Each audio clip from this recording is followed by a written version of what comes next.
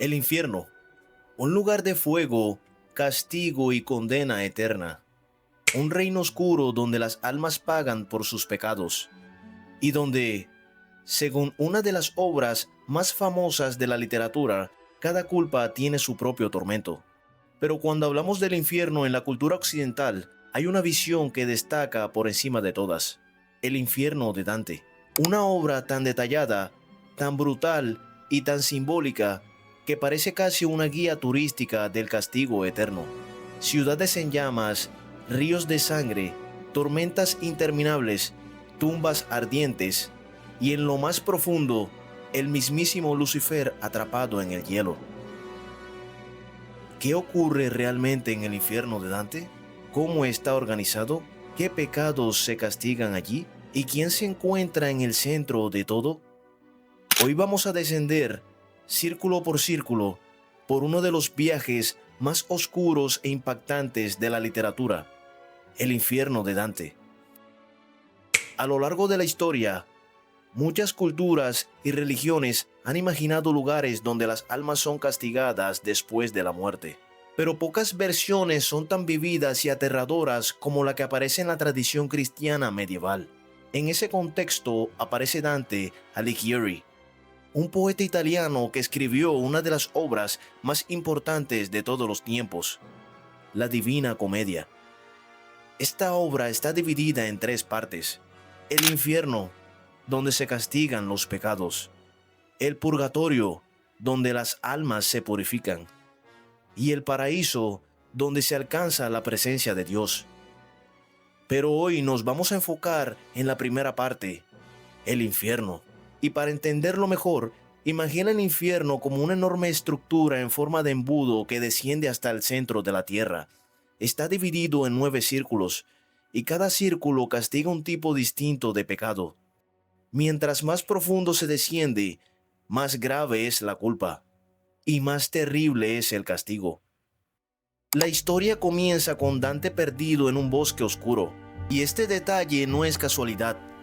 Ese bosque representa un momento de confusión, crisis y pérdida espiritual. Dante no solo está perdido físicamente, también está perdido en su vida, alejado del camino correcto. De pronto, ve una montaña a lo lejos. Parece una salida, una esperanza. Pero antes de poder avanzar, 3 bestias bloquean su camino: un leopardo, un león y una loba. Dante no puede pasar. El miedo lo obliga a retroceder. Entonces aparece una figura inesperada, el espíritu de Virgilio, el gran poeta romano. Virgilio no solo llega por casualidad, ha sido enviado por Beatriz, la mujer amada de Dante, quien desde el cielo se preocupa por su alma. Virgilio será su guía, pero para encontrar el camino hacia la salvación, Dante primero tendrá que atravesar el lugar más terrible de todos, el infierno.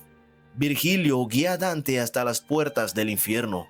Sobre la entrada aparece una frase inolvidable: abandonad toda esperanza, vosotros que entráis aquí. Desde ese momento no hay vuelta atrás. Dante y Virgilio cruzan el umbral y entran en el mundo de los condenados. Frente a ellos se abre una estructura inmensa, oscura y descendente. 9 círculos de castigo, cada uno reservado para un pecado específico. El viaje apenas comienza. El primer círculo es el limbo. A diferencia de los demás, este lugar no está lleno de gritos, fuego o torturas. Es un sitio tranquilo, cubierto por una especie de atardecer eterno. Pero aunque no hay dolor físico, sí hay una profunda tristeza. Aquí se encuentran las almas virtuosas que no conocieron a Cristo, personas sabias, nobles y justas, pero que vivieron antes del cristianismo o fuera de él. Dante encuentra allí a grandes figuras de la antigüedad, como Sócrates, Aristóteles y Julio César. El castigo del limbo no es físico, sino espiritual. Estas almas no sufren tormentos brutales, pero jamás podrán entrar al paraíso.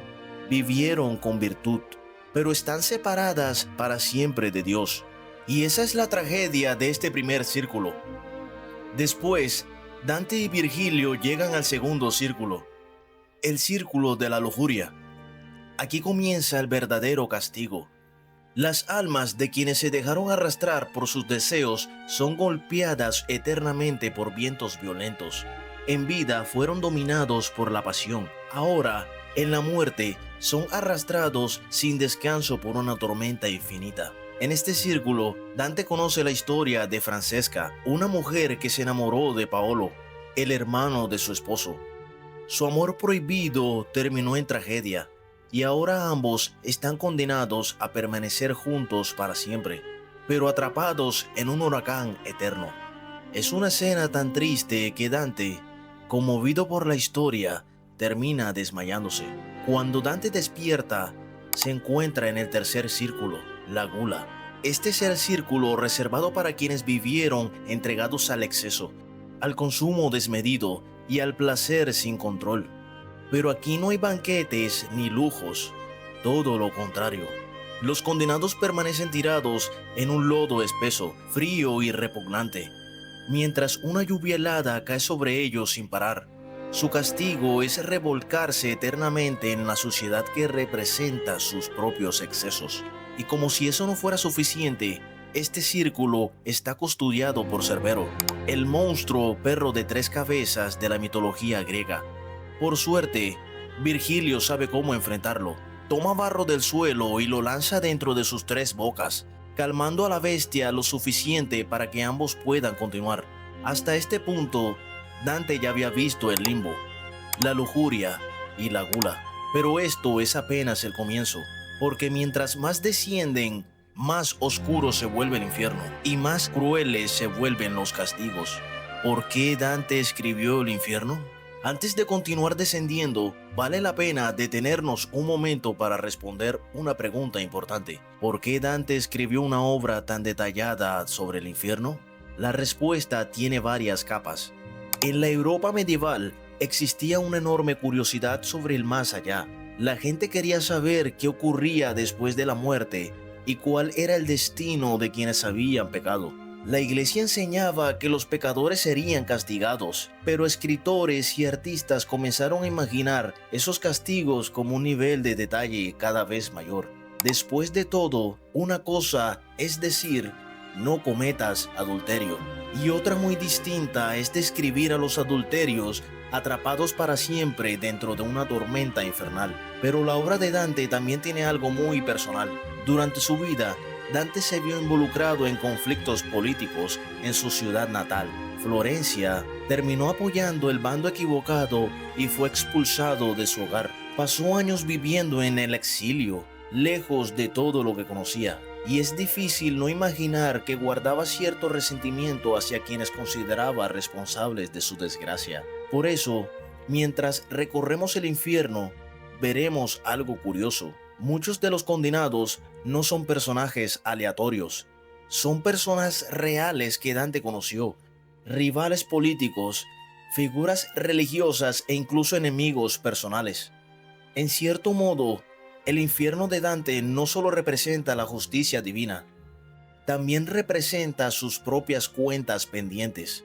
Continuando el descenso, llegamos al cuarto círculo, la avaricia.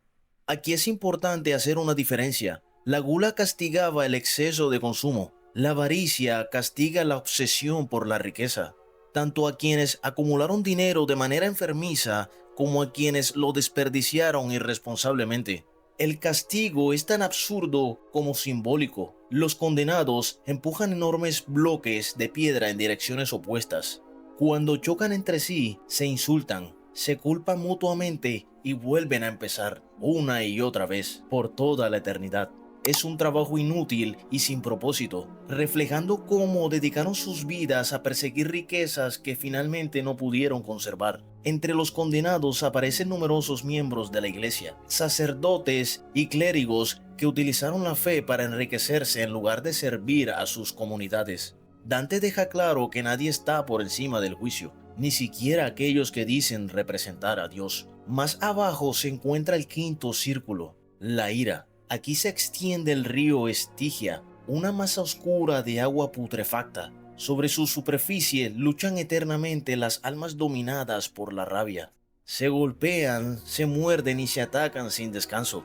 Pero bajo el agua existe otro grupo de condenados. Son aquellos que reprimieron su ira durante toda su vida, pero que dejaron que el resentimiento creciera en el silencio hasta consumirlas por dentro. Ahora permanecen sumergidas bajo el fango, incapaces de expresarse, atrapadas para siempre en sus emociones reprimidas. Durante el tramo del viaje, Dante se encuentra con Filippo Argenti, uno de sus antiguos enemigos políticos, y aquí vemos un lado menos noble del poeta. En lugar de sentir compasión, observa con satisfacción cómo las demás almas destrozan a su rival. Quizás no sea la reacción más espiritual, pero demuestra que incluso Dante tenía sus propias debilidades.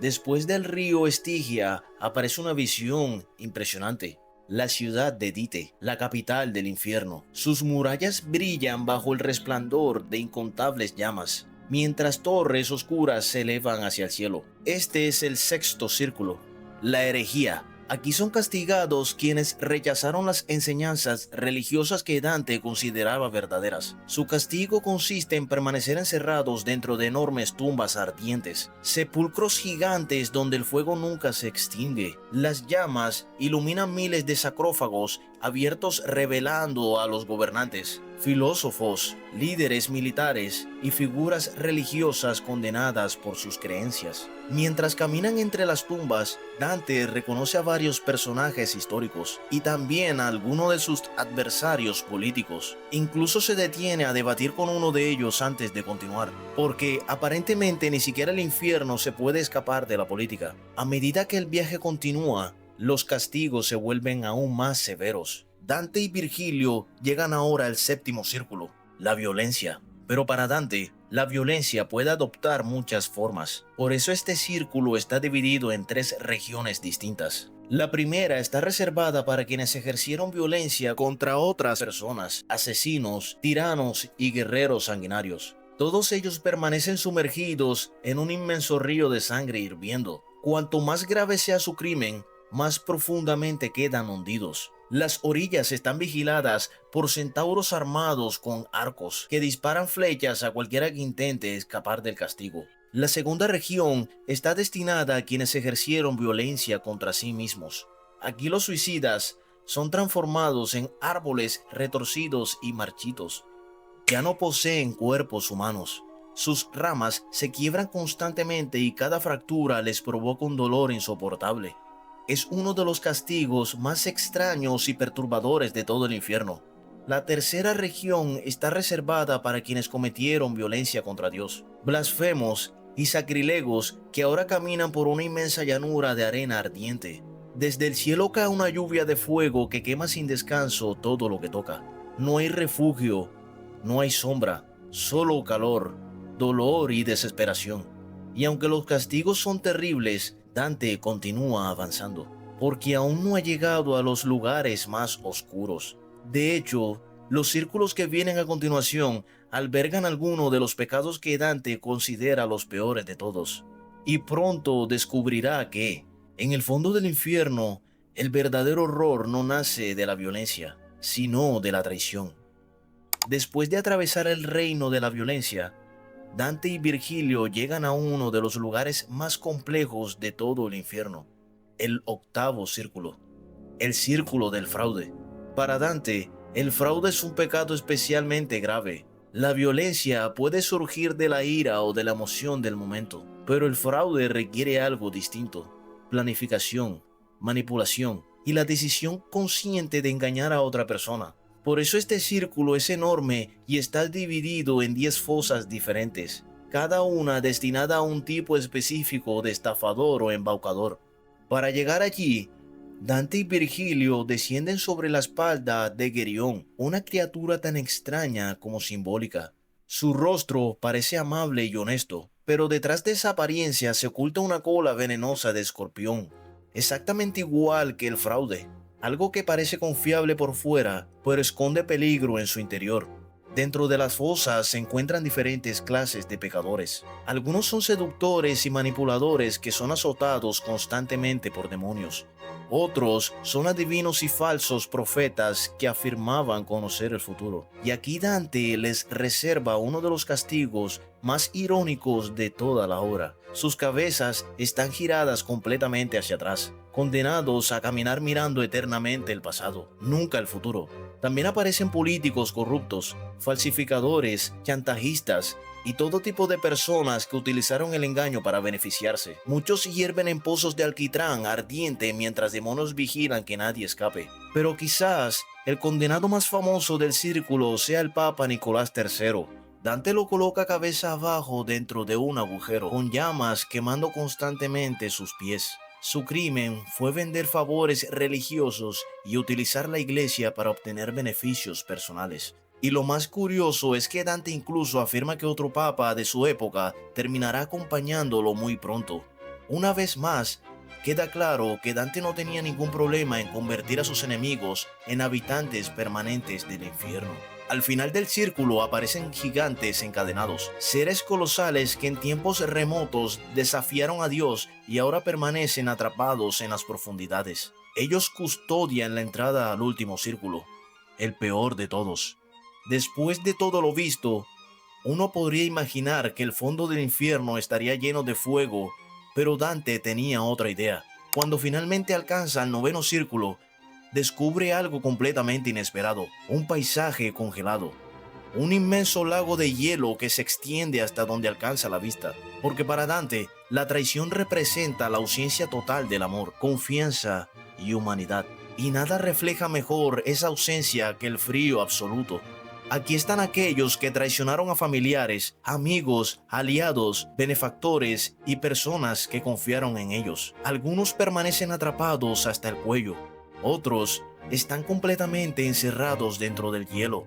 Mientras avanzan sobre la superficie congelada, Dante y Virgilio se acercan al centro exacto del infierno y allí encuentran algo moviéndose entre las sombras, algo más aterrador que cualquier castigo visto hasta ahora. Lucifer, el ángel caído, el primer traidor, aquel que se rebeló contra Dios. Sin embargo, la imagen que presenta Dante es sorprendente. No aparece como un poderoso rey gobernando al infierno. No dirige legiones demoníacas. No se sienta sobre un trono. Es un prisionero. Está atrapado dentro del hielo. Inmenso, inmóvil, derrotado. Tiene 3 rostros monstruosos y en cada una de sus bocas mastica eternamente a los 3 mayores traidores de la historia según Dante: Bruto, Casio y Judas Iscariote, los 2 hombres que participaron en el asesinato de Julio César y el discípulo que traicionó a Jesús. Para Dante, ellos representan la máxima expresión de la traición y por eso reciben el castigo más severo de todos. Pero Dante no permanece allí mucho tiempo. Ha llegado tan lejos como es posible descender. Ahora solo queda una dirección: hacia arriba. Para abandonar el infierno, Dante y Virgilio realizan algo extraordinario. Descienden por el cuerpo de Lucifer para alcanzar el centro exacto de la tierra. Y entonces sucede algo extraño. Lo que parecía en descenso se convierte en ascenso. La gravedad cambia, el mundo se invierte, y ambos comienzan a escalar hacia la superficie. Tras una larga travesía, emergen finalmente en una isla solitaria.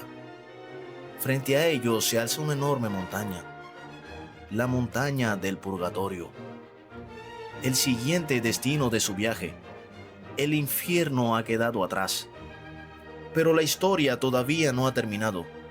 En conclusión, limbo, lujuria, gula, avaricia, ira, herejía, violencia, fraude, traición. Los 9 círculos del infierno forman una de las visiones más impresionantes y aterradoras jamás creadas por la imaginación humana. Pero más allá de los monstruos, los demonios y los castigos, la verdadera fuerza de la obra de Dante está en su simbolismo. Cada castigo refleja un pecado que lo provocó. Cada sufrimiento es una consecuencia directa de las decisiones tomadas en vida. Y quizás esa sea la idea central de toda la obra, que muchas veces nuestro peor castigo nace de nuestras propias acciones. Más de 700 años después de haber sido escrita, la Divina Comedia sigue fascinando a millones de personas porque habla de algo profundamente humano. Nuestros errores, nuestras debilidades, nuestros miedos y nuestra búsqueda constante de redención. Porque para Dante, entender el paraíso requería primero comprender el infierno. Y tal vez, en cierto sentido, lo mismo ocurre con nosotros. Si te gustó este viaje por uno de los relatos más fascinantes de la historia, asegúrate de dejar tu like y suscríbete para más contenido sobre mitología, historia, literatura y los misterios más sorprendentes del mundo. Y ahora cuéntame en los comentarios, ¿cuál de los 9 círculos te pareció el más aterrador? Nos vemos en el próximo viaje.